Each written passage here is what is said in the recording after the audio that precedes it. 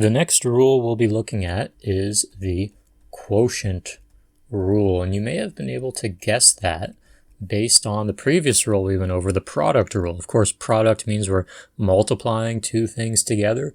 Quotient means kind of the opposite, that we're dividing two different things. So what the quotient rule says is if we take the derivative of one function, I'll say h of x, over g of x, another function, and you can write this out like a fraction like I'm doing here, or you could use a division symbol like this one.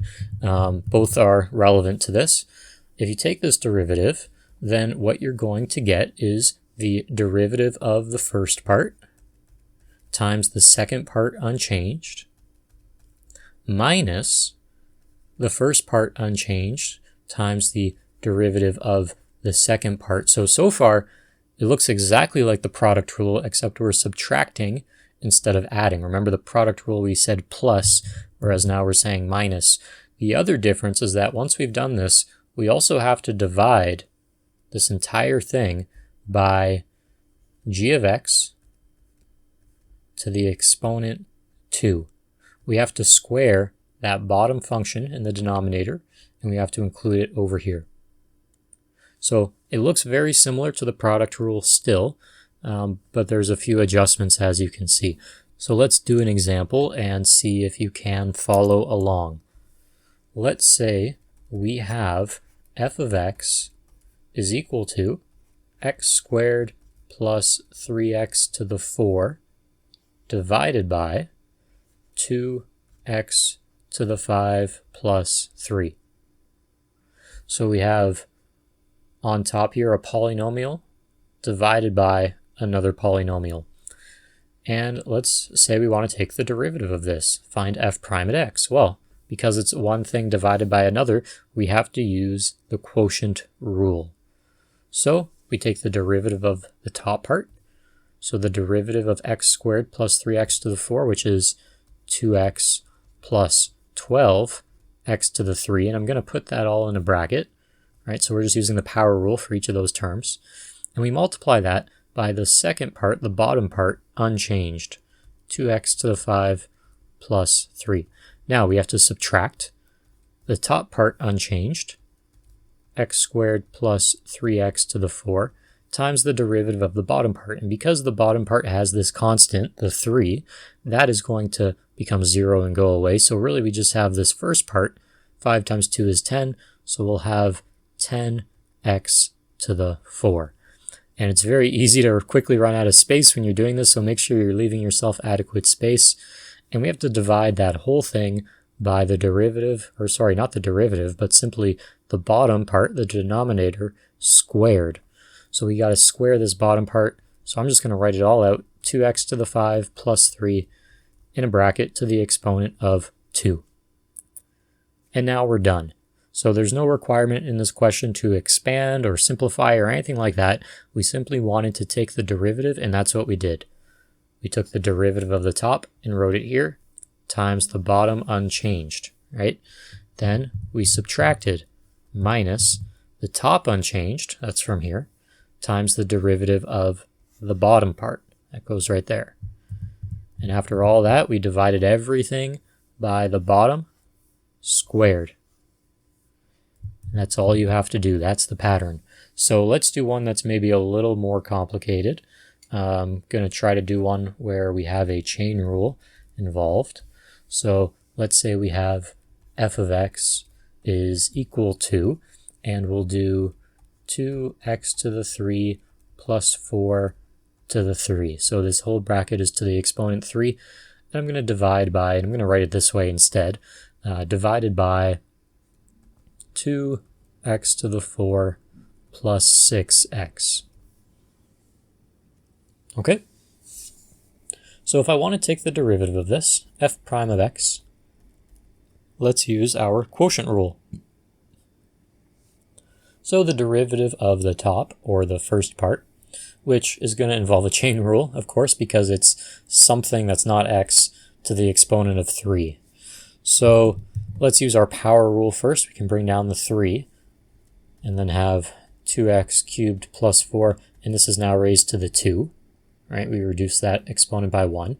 And then we have to use our chain rule. We multiply by the inside of this bracket. So we multiply by, and it's the derivative of that inside, right? So 6x squared, and that's it, right? The 4 becomes a 0 when you take the derivative of any constant. So that's the derivative of the first part multiplied by the derivative of, or sorry, not the derivative, but simply multiplied by the second part unchanged. So 2x to the 4 plus 6x. Okay, that's the first part. Now we subtract the first part over here, unchanged. So 2x cubed plus 4 to the 3. We take that and we multiply it by the derivative of the second part. The derivative of that second part's a little bit easier. There's no chain rule involved, right? Because it's just the polynomial. So we'll have 8x to the 3 plus 6. Okay, very good. And we divide everything by this second part here squared. So 2x to the 4 plus 6x squared. That is the derivative of that initial f of x.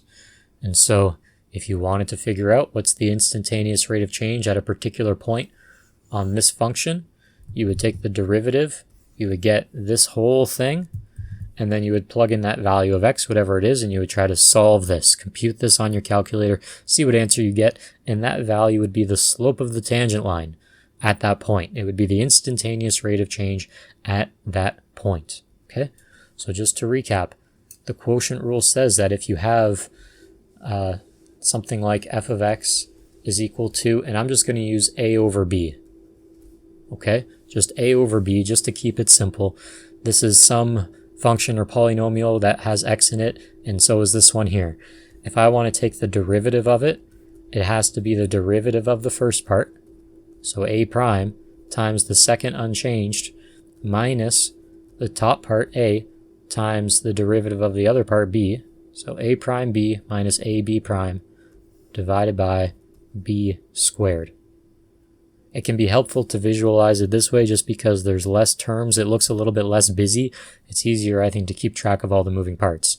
So derivative of the top part times the bottom, minus top part times derivative of the bottom, all over the bottom squared. Hopefully that clears it up a little bit for you. That is the quotient rule. Now, by now you know the power rule, you know the chain rule, you know the product rule, and you know the quotient rule. We're going to be looking at some more specific rules that are specific to different situations in the next video. Before that, I just want to make this little connection for you between the product rule and quotient rule. When it comes to the product rule, we talked about this in the last video, but the product rule is something like this, right? F of x equals a times b. Well, if you think about it, another way that you could write the quotient rule, right? Because remember, the quotient rule is f of x equals a over b, right? That's when you use the quotient rule. Well, this can be rewritten in a sense, right? It could be written as a multiplied by b to the exponent negative 1, right? And if you decide to do that, if you decide to rewrite this a over b as a times b to the negative 1, you could simply say, oh, this is a product rule, isn't it? It's something times something. And you can use the product rule.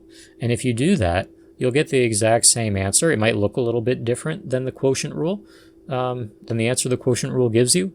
But mathematically, it'll be the same exact expression. And you'll be able to plug in a value of x and get the same answer as if you used the other rule. So it's completely up to you if you like to rewrite the quotient rule as a product rule like this, and then use the product rule where it's, okay, the derivative is a prime b plus a b prime, as opposed to down here, you'd have to say a prime b minus a b prime divided by b squared. So it's up to you what you want to do in that situation.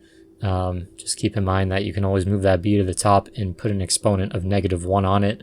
That just means you'll have an extra chain rule to do because now you have an exponent on the outside of that function, whatever it is. So keep that in mind, but that is a trick that you can use to your advantage.